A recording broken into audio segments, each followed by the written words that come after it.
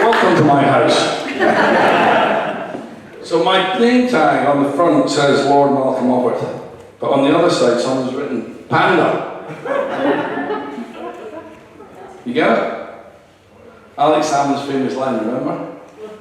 When there was only one Tory MP in Westminster, and there were more pandas than Edinburgh Zoo. Remember that? Right? So what I'm delighted to announce this evening is there's 3 Tories in the room. There's a trio of Tories. Put your hand up here, a Tory. There's 4 Tories in the room. Who would have thought you have 4 Tories in the room to say a great tribute to Alex Salmond? So there we are. Ecumenical. Right, here's my. I've got some notes. I'm going to give you some thoughts.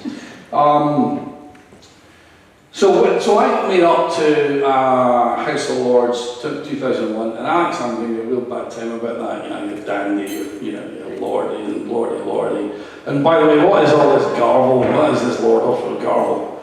And I said, well, look, the thing is, I'm from Greenock, and if you look in the Lonely Planet guide, it says in Greenock, it says it's not quite the end of the world, but you can see it from there. That's Greenock, right? So I thought it'd be very simple. So when you made up, you're told you have to have a title. So my name is Malcom Offord. And if your name hasn't been used before ever in the House of Lords, you get to just use your surname, right? So to me, to my certain knowledge, there hasn't ever been another guy called Offord in the House of Lords. So that's very simple, it should be Lord Offord. And you have to talk to this chap called the Garter King of Arms, who's the chief herald who explains all this. And he said, Malcom, I'm afraid you can't be Lord Offord. I said, why is that? He said, because of the 10th Earl of Orford, which is a connected name to Offord. The 10th Earl of Orford. I said, well, who the hell was that? And by the way, he was the first Earl of Orford anyway. And he said, well, you may or may not have heard of this guy, but his name was Robert Walpole. And he was the first Prime Minister, so you can't have Lord Offord. So then I said, okay, well, let's keep it simple. Why can't I just be called Lord Offord of Greenock? Oh, no, you can't have that. Oh, why is that? Because the 7th Earl of Cathcart. What's that going to do with it? His son is called Lord Greenock. I said, where does he live? Norfolk. So then I was like, okay, well, primary school was at Gown Primary School. So I'll just be Lord Offord of Gown. Oh no, you can't have that. Oh, why is that? Because the Shaw Stewart family have been there since 1406 and they've got the other layers of our county. So I'm now sitting on a best pal in Greenock, going through an 1802 Ordnance Survey map of Greenock, trying to work out where I can get a name. And I spoke to then the Lord Lyon. I said, why is this so difficult to get a name in Scotland? And he said, because you think like David Plunkett is Lord Plunkett of Sheffield. Right? He just got that. I mean, like, you see, or that's because Sheffield is so common. He said, you know what I mean? And then the answer is because the clan chiefs in Scotland have fought over every piece of land ever of any significance, right? So I worked out that I was born in a tenement in Bank Street, 33 Bank Street in Greenock. You walk, those of you know Greenock, you walk down the hill to the mid-kirk, you cross the road to the docks, and in the docks there's the deep water, there's a bit, and there's a thing called Garvel Point, and that's where the deep water was. The fishing boats used to come in before the Industrial Revolution. Obviously James Watt, son of Greenock, and the steam engine and all that stuff. We created all that industrial stuff. But before that, it was the fishing boats. Anyway, that was the docks. So I said to the Lord Lyon, "Can I have Lord Offord of Garvel?" And he looked up and said, "Aye, that's the docks. Nobody wants that." So that's why I'm Lord Offord of Garvel. So that's why when I was on the plane back with Alex Salmond in Tars after being the Scotland v Germany match in Munich, which I have to say was brilliant fun. For the 2 days before until the game began, he became a lot of chat. That's why. So similar answers between me and Alex Salmond, because I mean I didn't know. I only got to know him later in life. But number one, his mum was a Tory. My mum was a Tory. Number two, he went to his local academy. He went to Linlithgow Academy. I went to Greenock Academy. Number three, he went to one of the ancient universities. He went to St Andrews, and I went to Edinburgh. And for those of you who know history, obviously, there are only 6 ancient universities. And we know the order of those. The order is number one, first is Oxford, second is Cambridge, third is St Andrews, okay? Fourth is Glasgow, fifth is Aberdeen, and sixth is Edinburgh. So of course he had to pull rank on me on that as well, because he was fourth and versus me being sixth. But how amazing to think that until the middle of the 18th century there was only 6 universities and 4 of them were in Scotland, right? And only 2 in England, right? And of course that is why we know, that was why that expression was said, that every time a Scotsman leaves Scotland to go to England, the IQ of both countries goes up. Right? It's obvious. 4 universities versus 2. So then Alex went off and what's interesting about his political career, he went to business first, then went to politics. He was obviously in the Royal Bank, he was an economist, and that was really important about him because in the modern world of politics, there's so few people understand economics.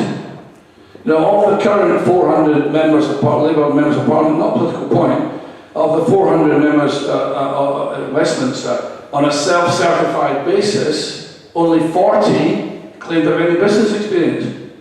That's 10%, right? And in the cabinet, 22, there's not one that has any business experience. Alex Salmond had business experience. Alex Salmond understood business. Alex Salmond understood that whatever he did for Scotland, whatever the future was, it had to be business. He believed in work. He believed in growth. I mean, how odd and ironic and sad that his successor doesn't believe in that, did not believe in that. She believes in welfare and tax, whereas he believed in work and growth. And I think whatever the future that they had in mind, he at least had a vision for Scotland to be a prosperous place, not just a welfare place. Now, where he and I obviously differ is that he's a nationalist and I'm a unionist. But what the hell does that even mean? I mean, we're both proud, patriotic Scots. And if you were to go back to this guy called John Buchan, who obviously wrote the 49 Steps and he was an MP and then he was the Governor General of Canada, Lord Tweedsmuir. 39 steps. Did I say 49? You said 39. I mean the 39 steps. I fell at the 40th. The 39 steps you have to my office. And what happens at the top? You fall off like kidnapped. Okay. So that guy, John Buchan, said every Scotsman's a nationalist. Okay, with a small n. He believed in a union, as do I, but I believe in a proud and prosperous Scotland in whatever the constitutional frame it might be. Alex and I disagree. Alex wants it to be in a different constitutional structure. I want to have it inside the UK for my own reasons, and I'm not here to, this is not a political thing, but we can agree that we're both proud Scots, and we can agree on one thing, which we want Scotland to be healthy, wealthy, well-educated and prosperous. And to me, that's so this week, for those of you, not necessarily an advert, but I've just done a bit of work with the Centre for Policy Studies and produced a report called Wealthy Nation, Healthy Nation. You get it on the CPS website. And it's basically saying, just ignore the constitution, just ignore this constitutional thing for a minute. If you took Alex Salmond's word, he said, stop for a generation. Well, by any measure, that's at least 20 years. We're at 10 years. Let's do another 10 years. 2 more parliaments in Hollywood. And let's everyone say, how do we make Scotland the best place in the UK, the most prosperous, the best educated, the wealthiest, the healthiest? Sure, we can all agree on that. Why don't we do that? Why don't we stop all the wrangling on that? And I think if Alex Salmond was still alive today and was in that, and I was able to debate that with them, I would sort of say to them, look, Alex, you share the same ambition as I do. Let's make Scotland the wealthiest, healthiest, best educated place. In the last 10 years, it's gone, last 7 years really, it's gone backwards. And I'll give you one data point on that, which is that when Scotland, when devolution started in 1999, the state spending, i.e. how much does the state spend out of its turnover, was 43% of GDP, okay? And today it's 55% of GDP over 25 years, right? It's 52% it's 52% with the oil, but the oil's not going to last forever. It's 55% outside the oil. So what that says is that there's been a lot of money spent in Scotland. The question is, are we healthy? wealthier? Are we wealthier? Are we better educated? All I'm trying to say is that he understood that, and he understood the idea of economy and wealth, and that's what we had in common, Alex and I. We were talking about that quite happily. At the end of it, we disagreed on how you deliver that. That's all I'm saying. And he wanted to do it under a different structure, and I wanted to do it under a union structure. So when Taz asked me to come along and say a few words, she didn't give me any guidance. She didn't tell me what to say, what not to say, which thank you for that, for doing that. I just wanted to say that I thought he was a brilliant politician, a great man of his time, and I think he ran a really, what would be considered to be a good government.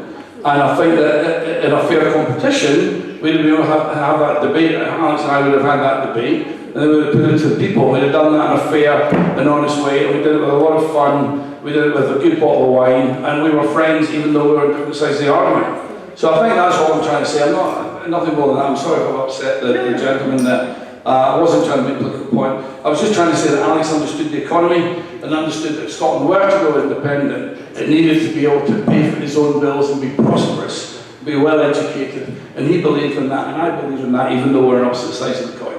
Is that fair? Absolutely correct. Thank you very much.